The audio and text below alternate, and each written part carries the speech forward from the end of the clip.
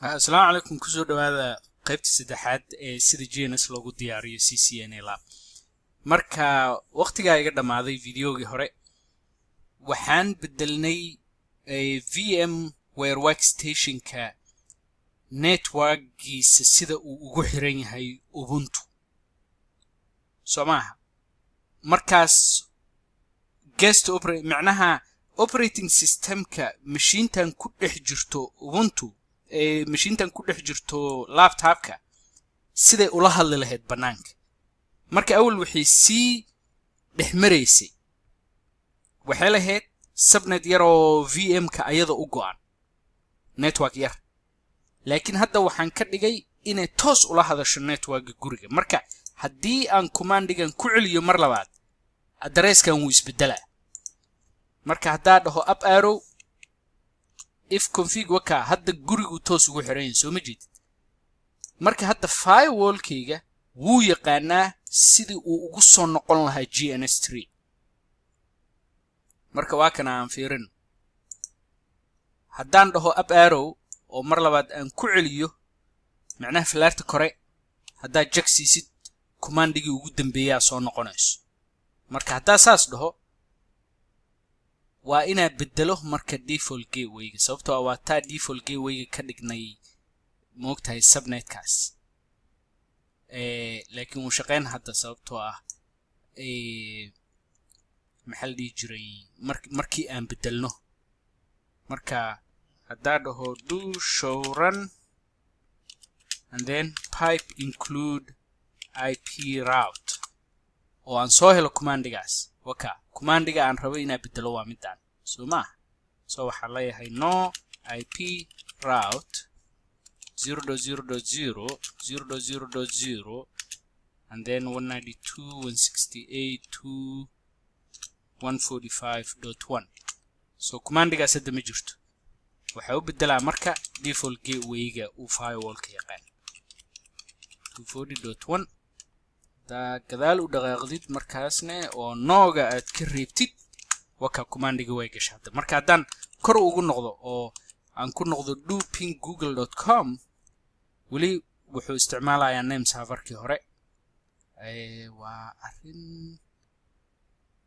la yaab leh. marka aan aragno khaladka meeshu ka jiro.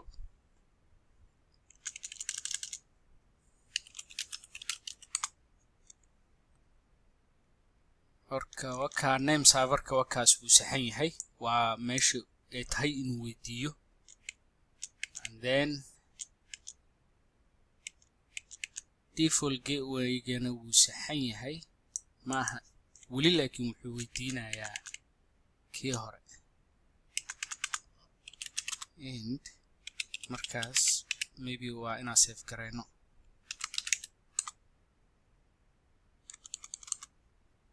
show IP route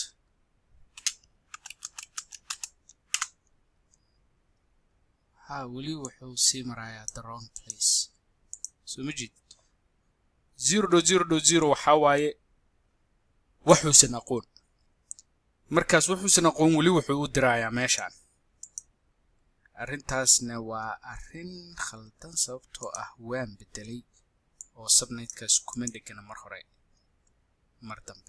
marka sugbal copy run start command-gaas ayadana waxaa waaye waxay la mid tahay right memory camal, laakiin kaartada sameynaya waxaa waaye GNS3 inta aan damiyaan daara. marka waka stop and then sababta waa gartay DHCP-gii weli haysataa address-ka hore uu soo qaatay, laakiin hadda fiirsaya address cusub uu soo qaadanaa waana 172.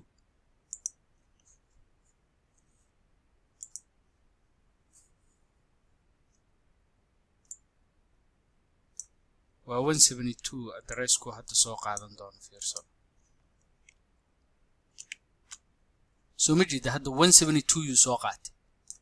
marka hadda haddaan dhaho ping.google.com